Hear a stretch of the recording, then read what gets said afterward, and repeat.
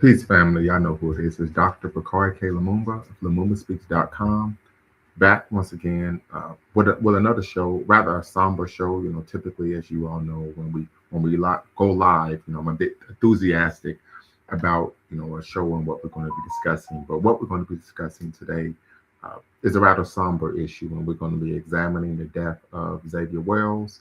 As you know, we are live in conjunction with Bequaline Network, the Pan African social media extraordinaire, and the home of African-centered news and information. So definitely want to make sure that if you're watching, you like, subscribe, share, hit that notification bell, thumbs up, thumbs up, thumbs up, and donate. Donate, donate, donate. You can always hit the super chat or Cash App and, of course, the Venmo. So definitely have an important topic to discuss. Many of you may be aware, of course, lately in the news regarding the death of Xavier Wells, at community college, of course, football player, wide receiver, I presume.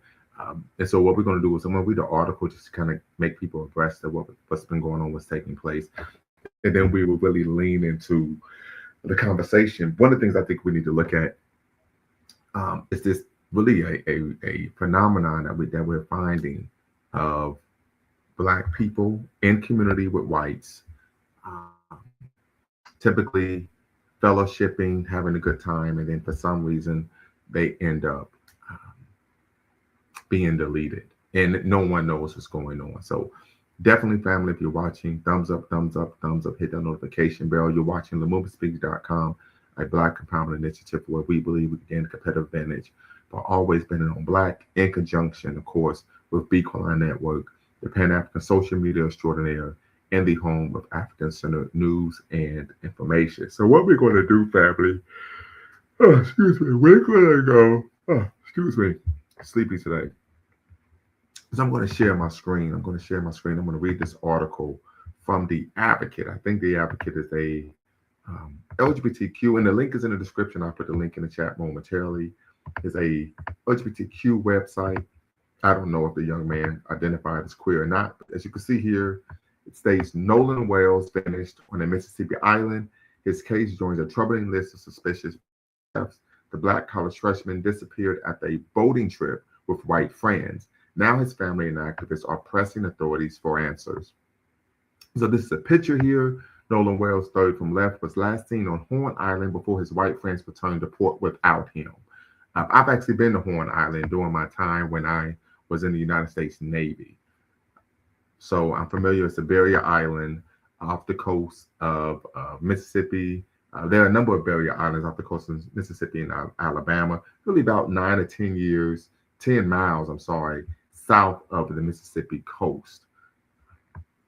Let's see here. So a nationally covered search for a missing Mississippi Black teen ended in tragedy when authorities found the body of Nolan Wells near Horn Island. But amid broad speculation about how the college freshman ended up dead at a boating trip with white peers in the Deep South, asking whether, in the eyes of American justice, Black lives still matter. So, of course, we know this was an issue, right, regarding Black Lives Matter, and this, of course, would be a pronounced example of course, Black lives possibly not mattering to, of course, non-Black people. So Jackson County Sheriff John Ledbetter on Monday, July 6th, confirmed Wells' body had been found and identified by family, as reported by Mississippi news station WLOX. Horn Island, part of the Gulf Islands National Seashore, sits several miles off the Mississippi coast near Pascagoula and Ocean Springs, and is reachable only by boat. Yes, I was stationed in Pascagoula, Mississippi, when I was in the Navy. The news came 2 days after Wells' mother called police report he had not come home after traveling to Horn Island with a group of friends on a boat to celebrate Independence Day. The three other young men on the boat returned to port and did not come back with Wells. Excuse me. Ledbetter office quickly said there was no foul play. There's no information that we have right now that will lead us to believe that a crime has occurred. That's the thing, right? Ledbetter, of course, is the sheriff for Jackson County. I would find that's rather curious to me that you would automatically foul play. I think just the circumstantial evidence would bring one to believe that foul play took place. They all went out and only three come back, and they did not notify anyone that he was missing. A timeline published by WLX shows a press release about the missing teen did not go out until 12:30 p.m. on Sunday, more than 12 hours after family first reported him missing. That came minutes after the sheriff's office first request for assistance from the Coast Guard was received. Multiple agencies participated in the search before the body was ultimately found by a U.S. park ranger. Questions have also focused on the other young people who were with Wells before he disappeared. The Associated Press reported that Ledbetter said Wells' friends were cooperating with investigators. Ledbetter told the outlet that based on what investigators had been told, Wells appeared to have stayed behind on the island, assuming he was in the mainland with someone else. Wells' family has demanded a further investigation. The wide receiver at Southwest Mississippi Community College was preparing to return for the upcoming football season, will have turned 19 next month. His family deserves answers. They deserve the truth, said Ben Crump, an attorney retained by the family, in a statement. We will not rest until every fact about what happened to Nolan on Horn Island is brought into the light, and we call on investigators to pursue this case with the urgency and transparency this family deserves. Online, many have looked to stories from the other men on the boat who at times claimed he stayed on the island to be with a woman named Katie, but that woman, through friends, said she did not know Wells before that day and had parted ways before his disappearance. Interesting. A viral online clip suggests there may have been an intense altercation involving Wells on Horn Island, witnessed by numerous boaters, but the New York Post reports police have not confirmed the video's authenticity. Online speculation has also focused on the families of the young men who were with Wells, including unverified claims that one of them has a family connection to a local judge. Warren Cole is the son of Chancery Judge Ashley Cole and her husband. In a public social media post on Tuesday, Ashley Cole said her family was grieving with Wells' family that her son loved Nolan dearly. So, of course, this is the Facebook post, I'm sorry. Ashley Cole wrote that neither she nor her husband was on Horn Island on July 4th, denied that anyone in her family had attempted to impede the investigation. She said that Warren Cole had been interviewed by the Jackson County Sheriff's Department and cooperated fully. According to her, Warren last saw Wells around 3 p.m. on July 4th, and the group left the island around 4:30 p.m. after their boat began taking on water due to a problem with the bilge pump.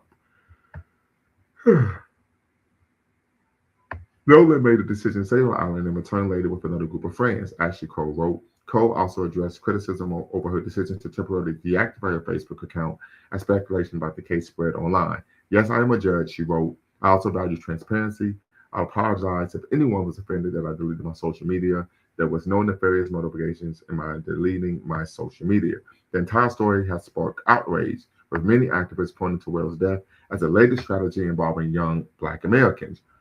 Rashonda Elias, an influential creator whose content breaks down complicated topics, had said circumstances around Wells' death demand further investigation. We all want answers because I know somebody knows something, she posted on after the teen's body was found, but also explained that this is just the latest suspicious death falling into that category. In a lengthy post, she pointed at several deaths or suicides over the last year, including Gerard Jackson, after reportedly leaving the Electric Forest Festival in Michigan, Tanya Jackson, found in Miami Park at a Juneteenth event, Juanita Nzita, discovered outside the United House of Prayer for All People in North Carolina, Kyle Bazinga, found by visitors at the Georgia Park, and Trey Reed, discovered by football players at Delta State University in Ohio. All of those Black victims are in public areas. Lias also pointed to the death of Talma Horsford, a 40-year-old Black mother of 5, who was found dead in the backyard of a Cumming, Georgia home in 2018 after attending an adult sleepover. In a February medium piece for the Paulist, writer William Spivey described the case as still unexplained and noted questions that have long troubled Horsford supporters, including the delay between when her body was discovered and when 911 was called, as well as disputes over whether her injuries were consistent with an accident or fall. You may be asking, Rashonda, well, how many Black people walk around with rope on them? Right? Of course, the answer is 0. So this is an issue, family. So I want you all to, tap in and be part of the conversation. I just heard about the story today. It's really tragic, absolutely snapshot. I think the issue here is that, once again, there's a growing pattern. I can't even remember years ago. This might have been a situation when I still was in grad school and maybe my PhD program, where we found a situation in which there was a young lady, a Black woman, who went to a party with some white colleagues or friends of hers, and she ended up, expiring, and no one knew how, right? So it's unfortunate these type of things take place. I can recall when the movie 40 Years a Slave came out. I'm sorry, 12 Years a Slave. I'm sorry. I actually read the book as well, and I remember going over having students watch an excerpt from the movie when I was teaching African American history. And one of the things that I mentioned was you couldn't get me to go somewhere by myself with a group of white people today in 2026. And it's not because I'm a bigot or I have discriminatory views of non-black people, but I just know that there's a history there, right? And I don't want to end up on the wrong side of history, right? So I'm going to take precaution. Uh, Definitely a tragic issue. My heart goes out to the family. I can only imagine how they feel. Their son is 19 years old. He's looking to be a college football. So you can only imagine the excitement there, the plans to, go and support their child throughout the season. When he scores his first touchdown, everyone goes crazy. I mean, I could just understand, the joy that one would have. And even for him, I'm going to spend enjoying my summer vacation, but I'm going to be going to fall camp in maybe a week or two, 2 or 3 weeks, and now he's no longer with us.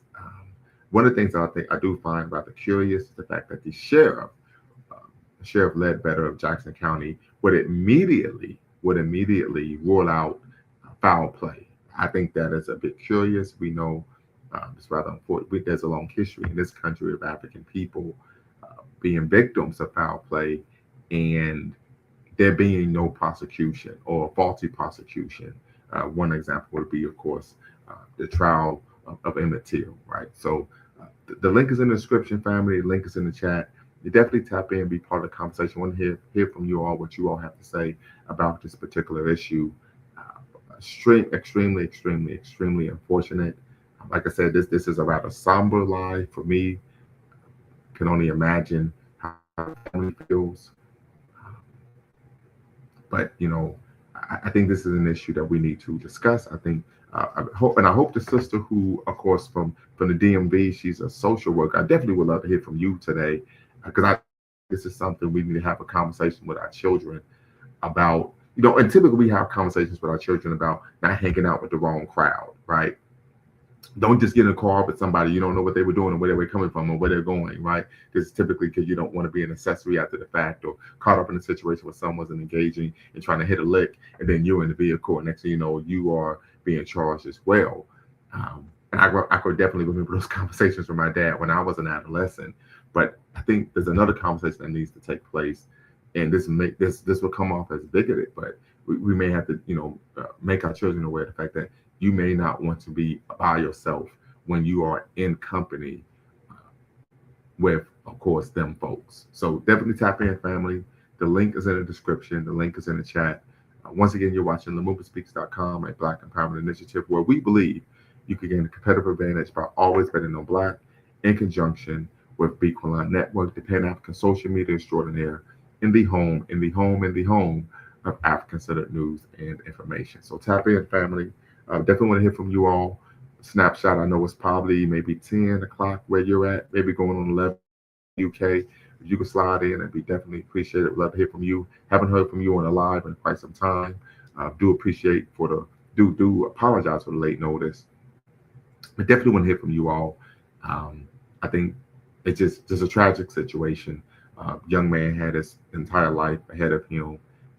But I just, I'm really, moved in a particular way for the sheriff to claim to rule out foul play, and there hasn't even been an autopsy done yet. So that is extremely troubling, problematic for me.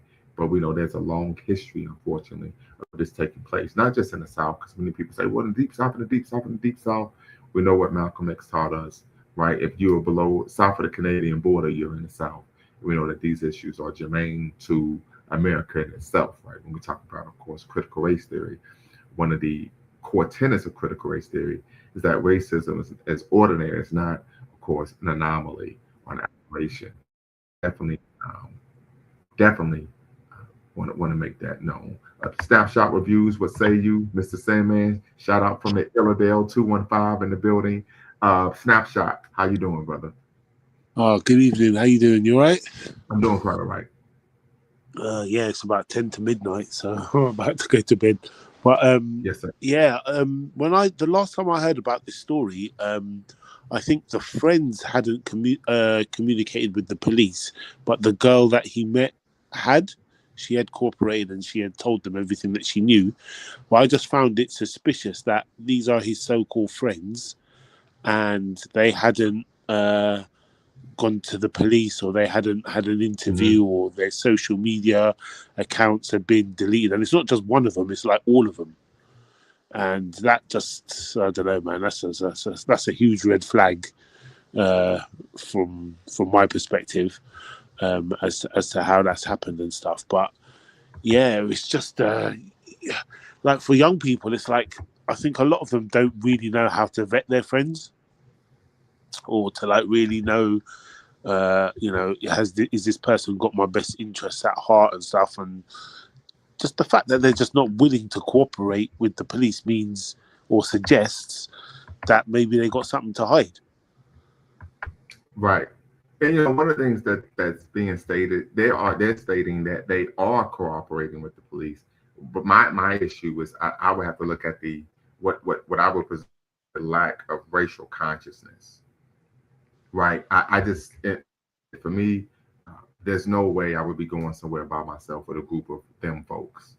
I just wouldn't. I wouldn't. So you don't have you don't have any white friends? No, I never have in my entire life. Oh, okay, all right. Now, okay. I've had people that I have gotten along with, associates, colleagues, etc. But I wouldn't go somewhere by myself with a group of white people. Is what I'm saying. Right. Okay.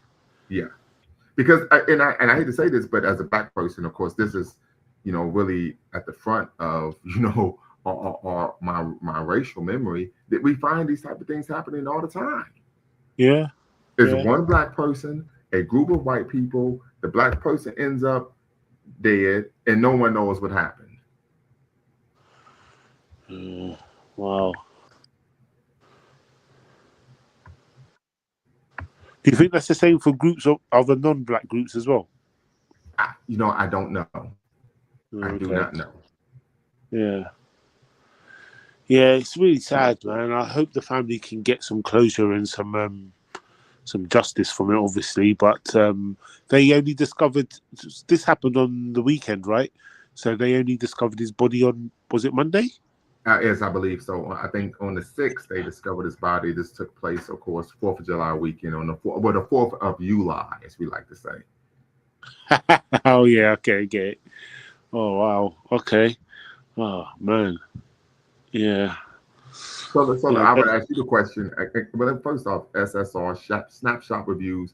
Do you have children? No, I don't.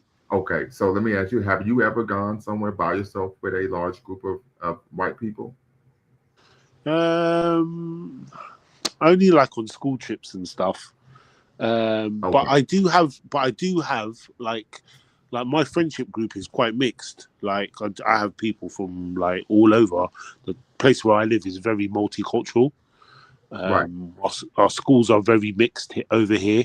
So I've got friends that are like from everywhere. So and I wouldn't feel uncomfortable hanging out with them, and I was the only black person there. But these are people I've known since I was young. You know what I mean? I think Brother Xavier knew these guys since he was young as well. Yeah. Yeah. Yeah, I don't know. I don't think we have many stories like that over here. Okay. Not that I can remember or bring to mind and stuff. Like if someone is attacked by another racial group, it's usually people that they don't know, or just someone it's just someone that's not really in their social group that I can think of. But I don't know. I've not known it to be like a trend like it seems to be over there, where you hear about people just going away on vacation, or they go camping, or they go fishing or something like that, and then next thing you know, mate, you don't come back. It's like, Right. yeah, yeah. I can't think of any instances of that over here. Okay. Very good. Mr. Sandman, what say you? Hey, what's happening? Can you hear me? Yes, I can hear you just fine. Happy Pan African Thursday. Yeah, happy Pan African Thursday. Yeah, yeah, this is a tragic situation. I feel for the family of the kid. Mhm.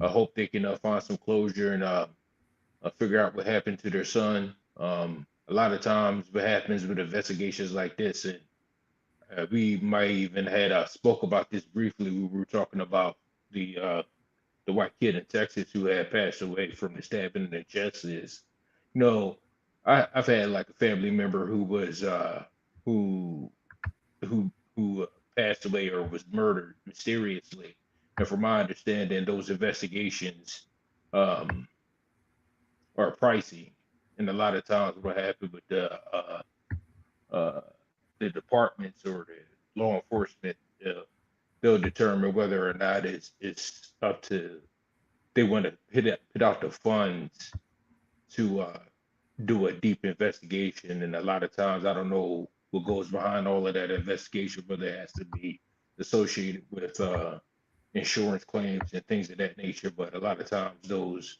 investigations are pricey, and hopefully his family, they have an insurance claim out on the kid, or Well, they have the I money. do know that Colin Kaepernick, one of the things, because a lot of just, I don't mean to cut you off, but I think this is a good point that you brought up in terms of the cost of an actual investigation. Colin Kaepernick, I know his organization, because many people when they know him say, he isn't serious. He's simply doing this to gain attention for himself. He's bloviating, etc. Well, he created an organization in which his organization pays for private autopsies. Hmm. So That's I good. yes, absolutely. So I think that really speaks to, of course, the fact that he is putting his money where his mouth is. And I would make the presumption that, of course, this would be a situation in which his organization would seek to, provide assistance to the family in this extremely difficult time.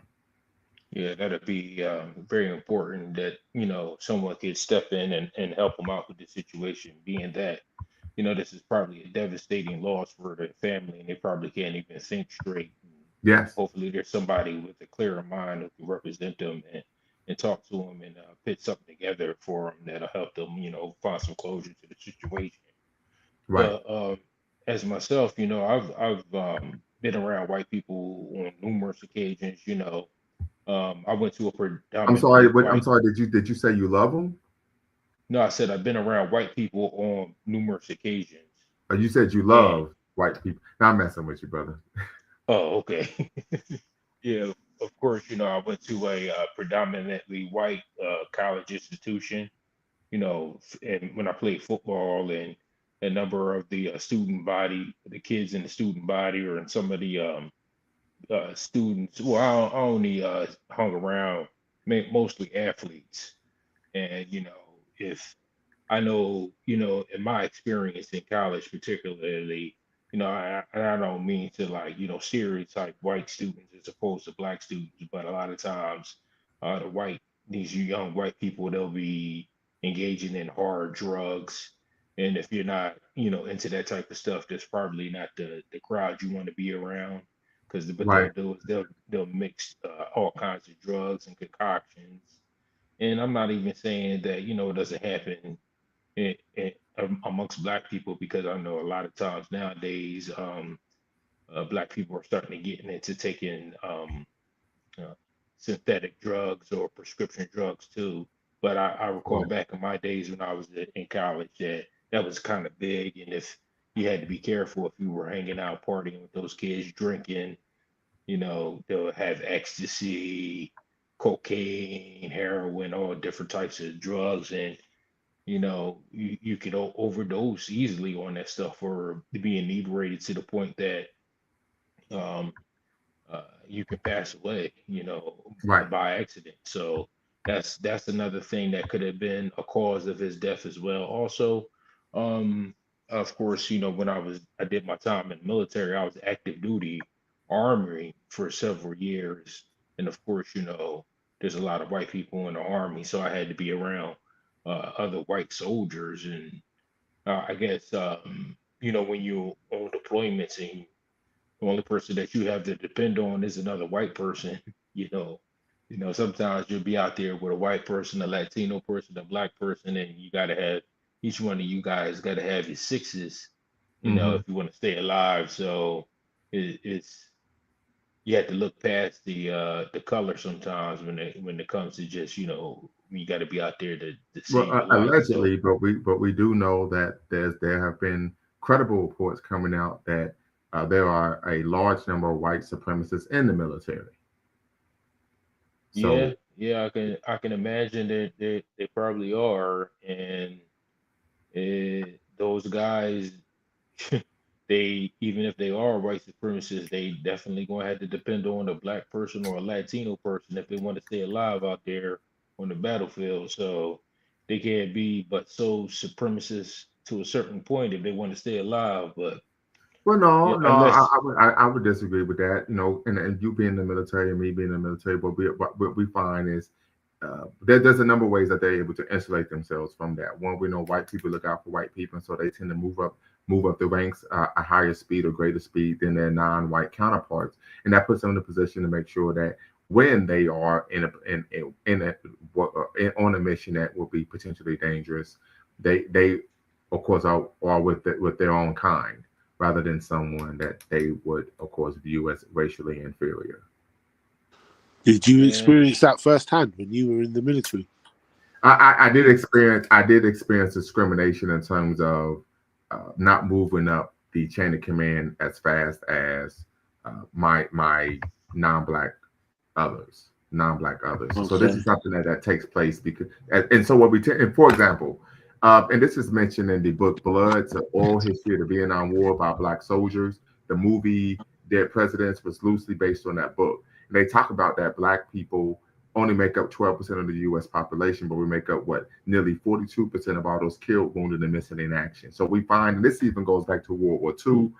Spike Lee's great movie, Miracle at St. Anna. It was a great movie, had me shedding a tear at the end, but it did bomb at the box office.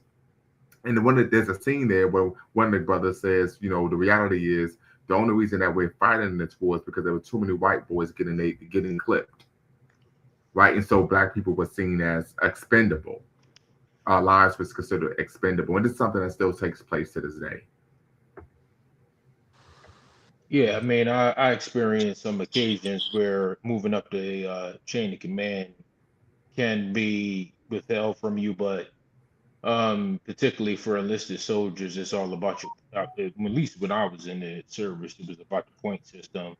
So if you go through the non-commissioned officer training and all that stuff, then you can move up if you go through the board and stuff like that. So sometimes those boards would be controlled by people who are white. Sometimes it depends on what type of company or what type of unit you were attached to. Me, I was attached to a maintenance company. So, our mission in Iraq and Afghanistan was, maintenance oriented. So we had to like, do retrievals on equipment, that might have been lost on in convoys or what have you, and fix equipment. Or sometimes we had to do like security checkpoints, checking vehicles and make sure they don't have any uh, drugs or bombs on them and stuff like that. So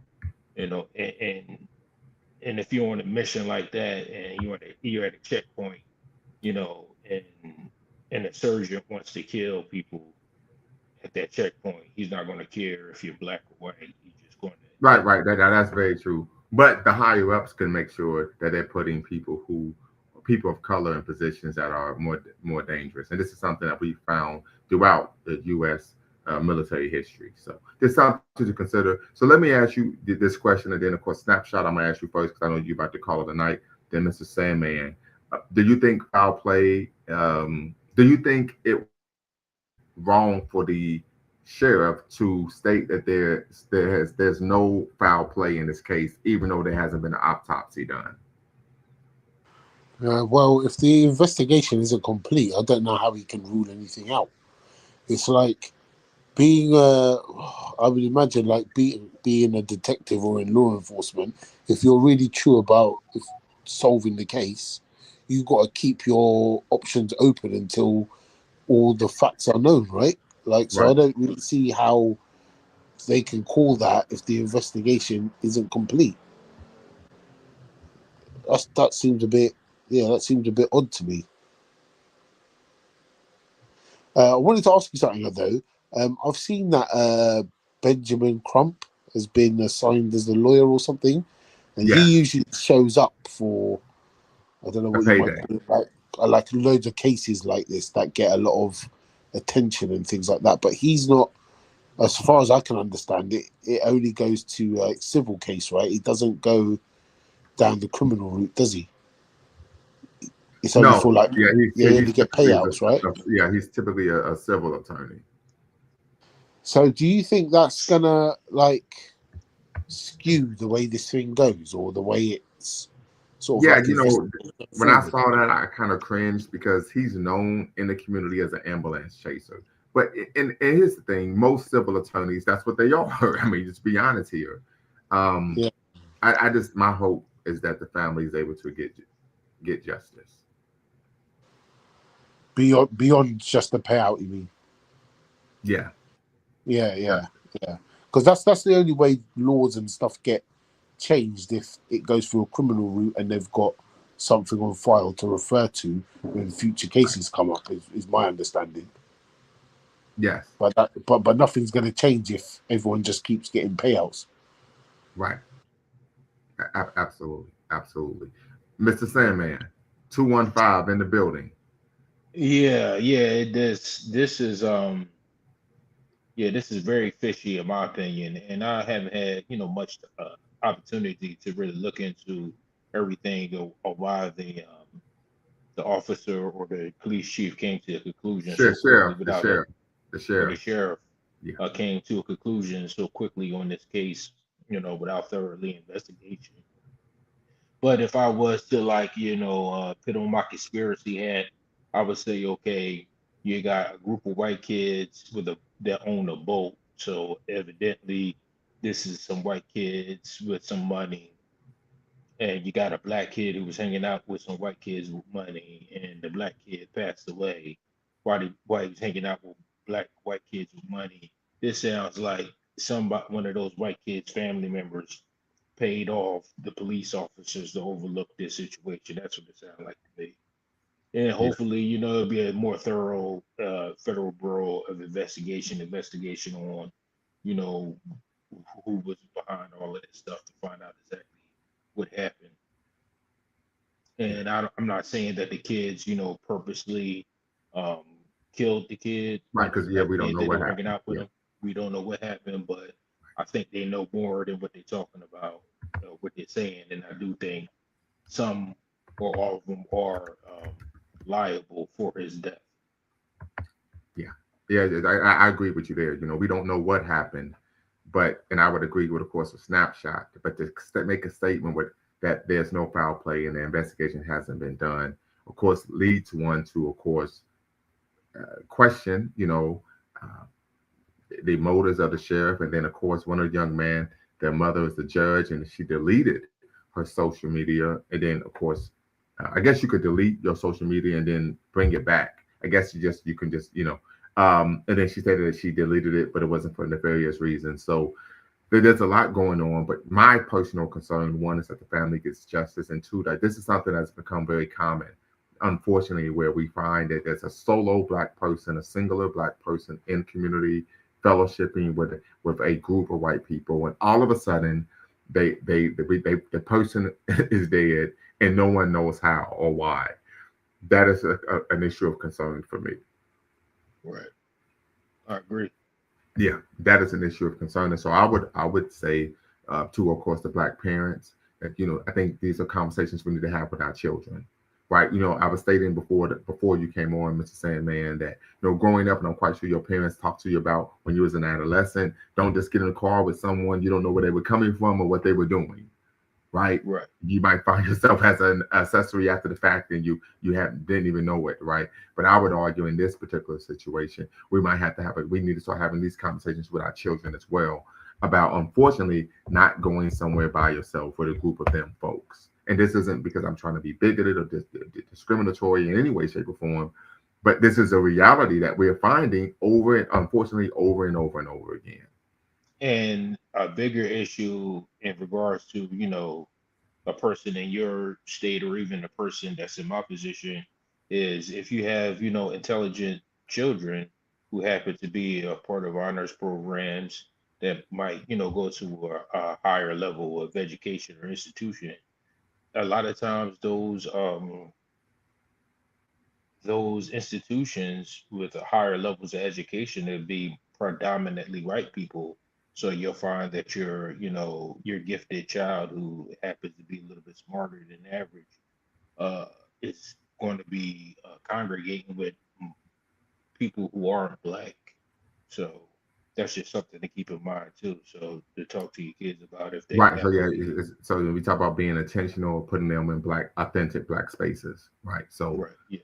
yeah, I definitely understand where you're coming from there. Like I said, this is about a somber issue. As I say, that typically I'm extremely enthusiastic, energetic uh, when we're doing a live. But this is a situation in which, of course, we're not happy to be doing a show on this particular subject matter, right? In any way, shape, or form. But I do think, I wouldn't be doing my due diligence if we didn't do a live on this issue and really, echo home the point that this is a conversation that Black parents need to have with their children. It particularly as it attains to singularly hanging out with them folks. I can't reinforce that enough. Right, this is a real issue. We find it time and time again where they're by themselves with a group, and before you know it, something's happened to them, but no one knows how or why. And so we want to, of course, we know the best maintenance. You know this from being in the military. It's preventive maintenance. It's what we were taught in the military, right, Mr. Sandman? Absolutely. PMC. Yes, the best maintenance is preventive maintenance. And so we want to do everything we can to prevent these type of tragedies from taking place. We want to be proactive, not reactive. We do not believe in engaging in a crisis-oriented, of course, leadership model that we unfortunately find is extremely prevalent in the Black community. We want to be reactive. The best maintenance is preventive maintenance. So I want to implore everyone, every Black parent, if you're watching, to of course have these type of conversations with your children so they have a level of consciousness, right? This isn't about promoting bigotry or discrimination, but a level of consciousness so that they can take affecting their person, their life seriously. And we know, unfortunately, for black people, Black children, we have to grow up quicker than other children because of the racial issues that we face in society. But I think we will be doing our children a disservice if we did not make them aware of the issues that they face.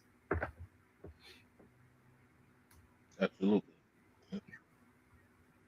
So once again, family, you're watching, of course, LumumbaSpeaks.com, a Black Empowerment Initiative, where we believe we could gain a competitive advantage by always betting on Black, in conjunction with, of course, Bequaline Network, the Pan-African social media extraordinaire, in the home of African Center News and Information. Make sure you share, subscribe, hit that notification bell, thumbs up, and donate, of course, via the Super Chat, Venmo, and, of course, Cash App.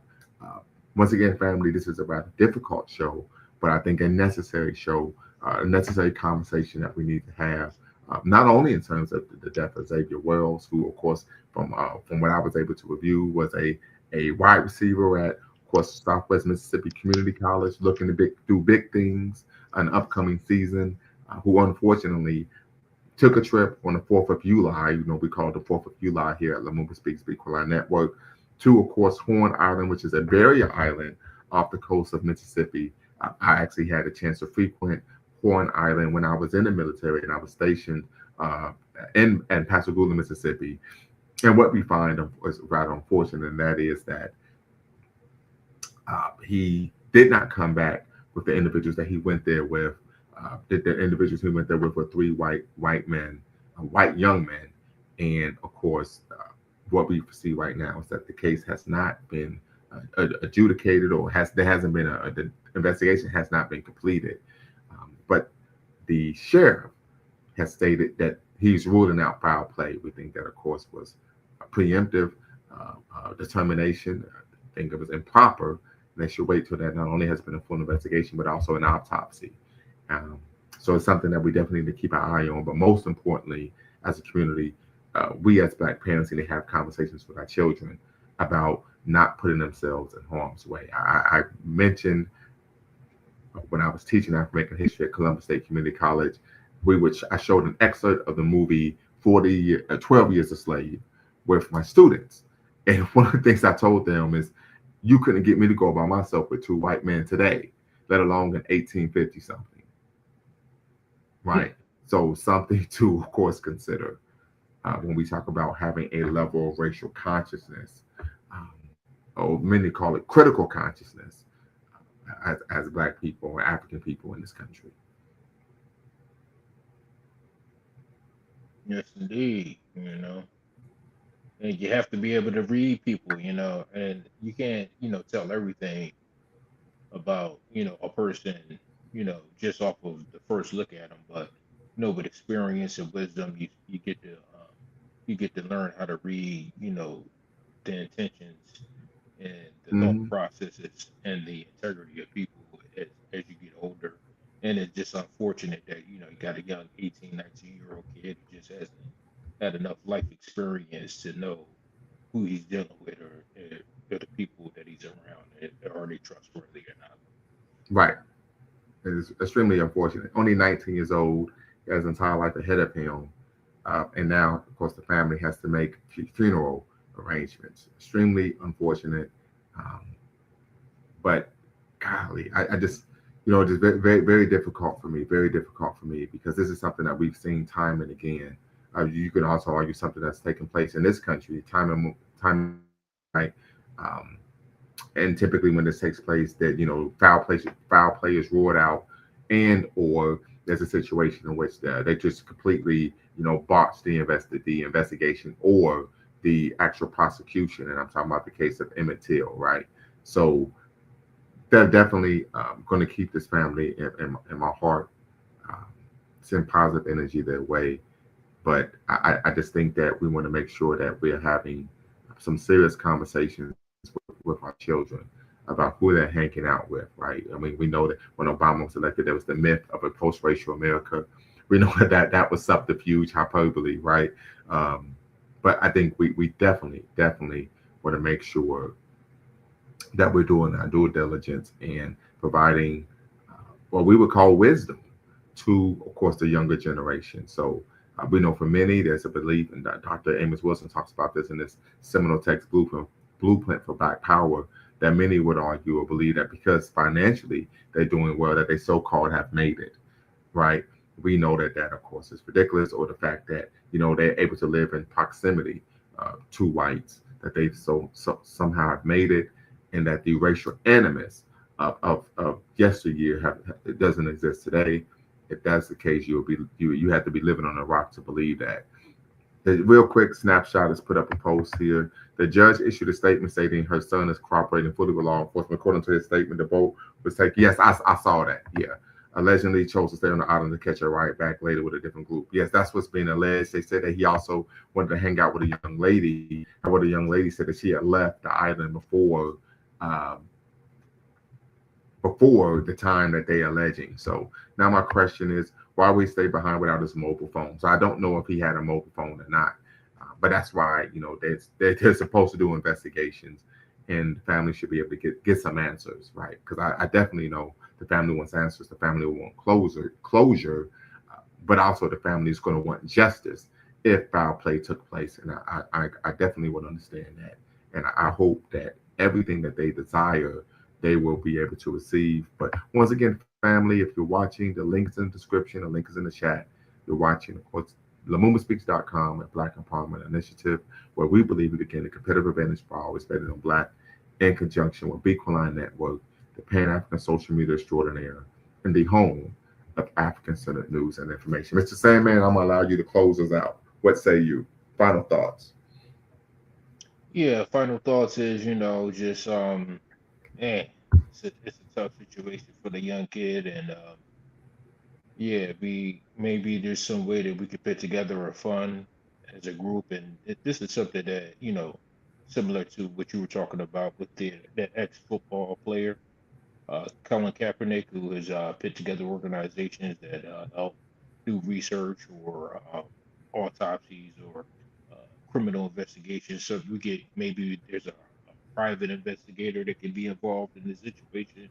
I don't know if that there's legal ramifications behind, the closure of this disclosure of the evidence that was found by the investigators or the detectives that were a part of this investigation. But there's this stuff that we can do, or maybe we can send out a petition to some of the government people, like maybe the governor or a senator in Mississippi, to have a more thorough investigation done for this. Also keeping in mind that this is a hard time for the family of the kid who passed away. You're fading. I can't hear you. Oh, I'm sorry. Can you hear me now? Yes.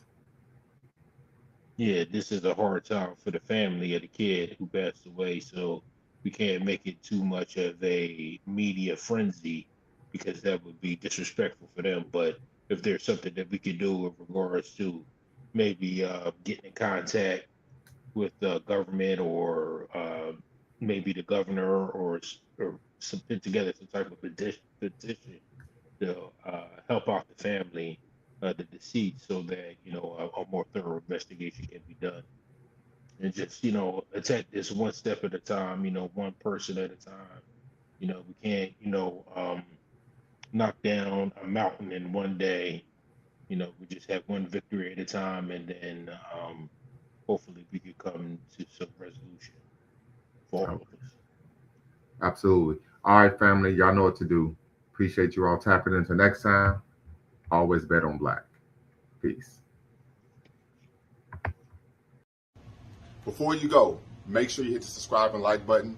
Thank you for supporting the channel. And remember, here at Lumumba Speaks, we always bet on black. Peace.